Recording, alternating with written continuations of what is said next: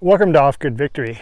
So I'm here in one of our gardens, and I'm right in front of this IBC container, and I want to talk to you about the importance of starting a garden at what you really need. Like in all homestead, the number one resource is water, and to be able to get that, store that, distribute that, right? Of course, to drink it.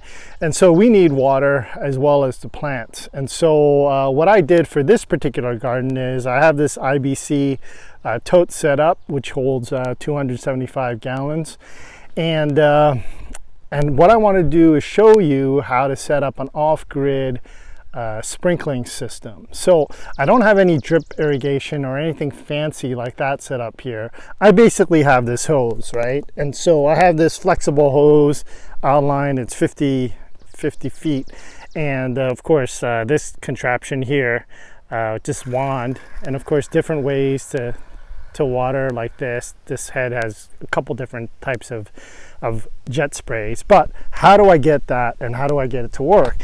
And so that's what I want to show you today. So it really is an off-grid system.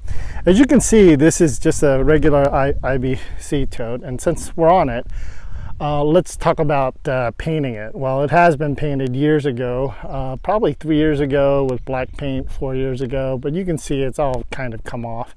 And in this particular situation, I don't really care too much that it has a lot of, well, hopefully it doesn't have too much algae, but I don't care if it has a little, because it is for the garden. And so once I get the water from the well into this IBC Tote, now I have something to as a water reservoir in order to use this to pressurize it for my garden hose. So how's it set up? Well, there's a 2-inch connection here and a bushing and a brass fitting there to a hose.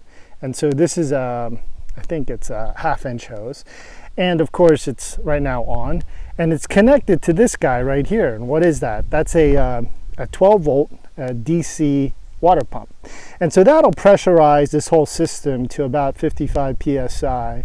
And so the kits, these things usually come in with a filter like this, and if there is any algae, you can see there really isn't any algae right now, you can just go ahead and use that filter to collect your algae. And of course then you need a fitting like this. This is a brass fitting for a regular garden hose, and then you can attach your garden hose and everything like that. And if it's 12 volts, so where do you get the power? Well, I'm just using this lawnmower battery that I used to, you know, whenever I'm fully used it up, I'll just go ahead and re-tender it and recharge it. Now, this is not a deep cycle battery or anything. This is just a regular lawnmower battery. So, you know, you're going to have to charge it fairly often, but you don't want to completely drain it and then recharge it, completely drain it, recharge it. What we try to do is just top it off with a battery tender, not to fully discharge it. But with this setup, you can go ahead and power your pump, and with the water from this tank, now you have the ability to go ahead and water your garden. So let me go and show you that again. So like I said, I have a 50-foot garden hose here, and of course there you go. And as I use it, I can water my plants. I'm going to stop watering because it's getting pretty hot. But what I want to show you here is how that works. So there's a ballast in there. As it fully pressurizes, I don't know if you can hear that, but you can see it going. Okay, and you see that hose kind of deflate and then inflate. So once it gets up to that 55 psi, it'll stop. And of course it won't use the battery, obviously, when it is in that kind of situation when you stop using it.